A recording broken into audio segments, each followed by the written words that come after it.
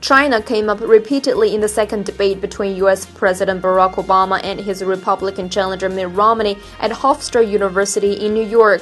3 weeks before the election, each candidate tried to land punches by citing China's currency, trade practices, and competitiveness versus American manufacturers. We'll address all these in this week's edition of Across America Talk. Hello and welcome to this week's edition of Across America Talk. I'm joined as usual by China Daily columnist Chen Weihua and veteran journalist Zhou Boris. Welcome both. Zhou, let's start with you. What is your overall impression of the second presidential debate? Various reports have said that the president did not, as apparently is the case with incumbents of the past, not all that well prepared for the first debate a few weeks ago, and that this time around he recognized his weak performance in Denver and sought and succeeded in remedying that. So I think we saw certainly a more self-assured debate. And we should point out that the second debate was a town hall style debate from Hofstra University here in New York on Long Island, with an invited audience of undecided voters who were able to direct questions to the candidates and receive answers. And I should point out that of the numerous questions that were answered, none specifically was focused on China, although there was one about outsourcing in general, of U.S. companies outsourcing. But it was the candidates themselves, and to some extent the moderator, who brought up the issue of the matter of China, which I think was mentioned at least 2 dozen times. Exactly, and both candidates mentioned China by name for 21 times, and also moderator Candy Crowley mentioned China by asking both candidates how the U.S. could possibly bring back production of Apple iPhones and iPads to American shores from China. Romney answered by saying the U.S. can compete with anyone in the world as long as the playing field is level. China's been cheating over the years, one, by holding down the value of their currency, number two, by stealing our intellectual property, our designs, our patents, and our technology. Do you think that's the real picture, and what the American public should know about this? Yeah, I think it's very interesting. I think there was an IPR issue. Obviously, there was some trade disputes between our two countries, but it's it's a fraction, it's a tip of the iceberg. You don't see the whole picture. It's like if people want to talk about America, if I starting from Guantanamo Bay, then to campus shooting, then to Abu Ghraib, then to these drugs, what's the picture you think people are going to get about America? And that's not a real picture about America. That's just one part. So I think, it's wrong for a politician to generalize China as such, like Romney did. About this Apple, things, very interesting anecdote in February last year when Obama attended this Silicon Valley gathering, and he asked Steve Jobs whether Apple is going to bring some jobs back to the United States. And Steve Jobs' answer was very brief. He said, these jobs aren't coming back.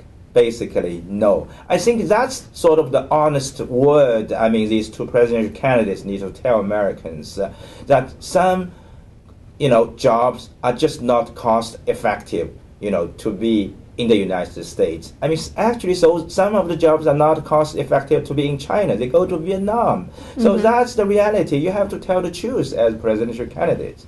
I mean, that's ridiculous. There is all the multinational American companies are there in China. So it's, as a politician, you should say, no, there is nothing wrong about investing in China. It helps the American economy. So that's the message you should sell. And instead of accusing each other of investing in China. Let's imagine this. What would happen and what would mean for the American consumers if all the manufacturing are brought back to the United States? American labor laws being what they are and trade policies what they are, I would not want to see. I'm in favor of bringing as many good-paying manufacturing jobs. I don't think that the point is to more fully engage the U.S. economy and the proverbial race to the bottom.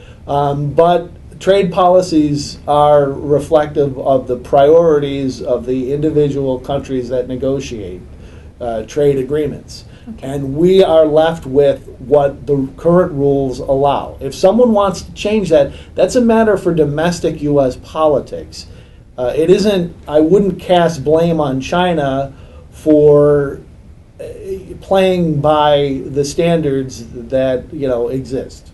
I just think it's impossible in the economic sense to bring back all these manufacturing jobs. For example, Apple jobs, unless American workers are willing to accept Foxconn wages for Chinese migrant workers. Otherwise you will see Apple being taken over by Samsung in 2 years probably, and you're not going to sell your products in the competitive marketplace. So I think that's what, using the words of the two candidates, they are living in the fantasy land, if you're talking about that.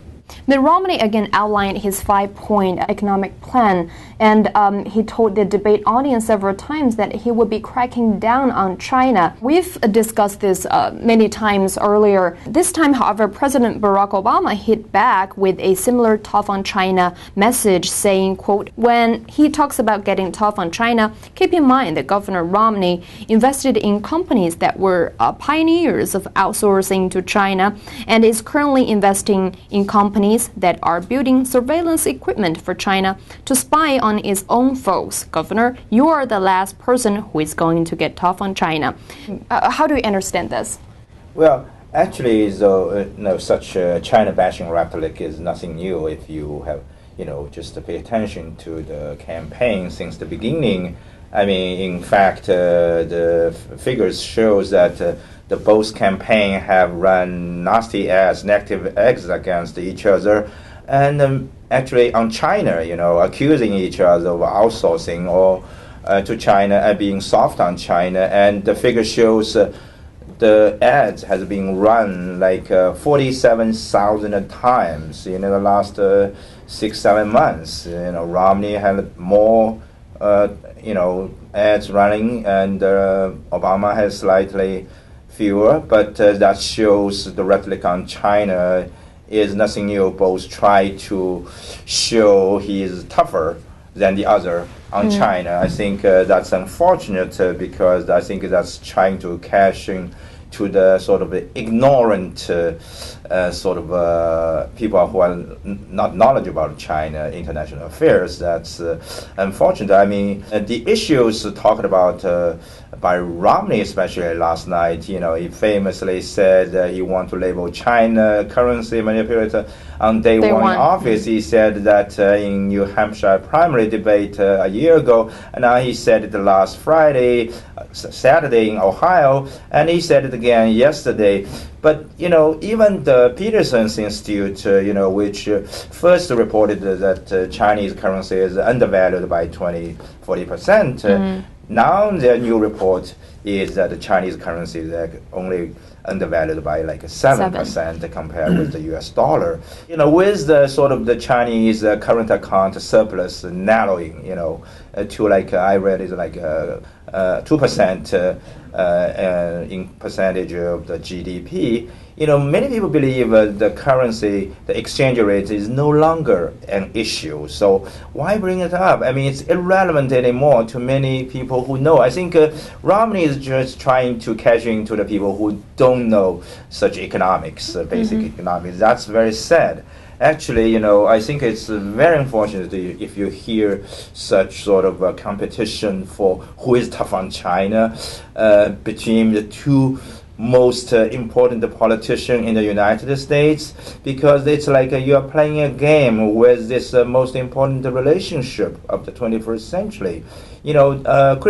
Christian Science Monitor editorial actually described this China bashing in this campaign as sort of the worst China bashing since 1972. I think very interesting Romney yesterday when he was asked what's the difference between him and George W. Bush. Yeah. He said the difference is George W. Bush is not tough on China, does not crack down on China. I do. I think that's actually, shows his really lack of knowledge about China. Both George Bush Senior and Junior actually, I think the Senior especially, had a considerable knowledge about China. I think the Junior had been learning during his presidency. So I think they handled the China relationship very well, actually. If you talk to the people in the field, I think Romney would be wrong, try to distinguish himself from the Bush Jr. in that regard. All right, thank you so much for joining us today, and thanks for watching. For more information, please go to ChinaDailyUSA.com. Jobs back to the United States. And Steve Jobs' answer was very brief. He said, these jobs aren't coming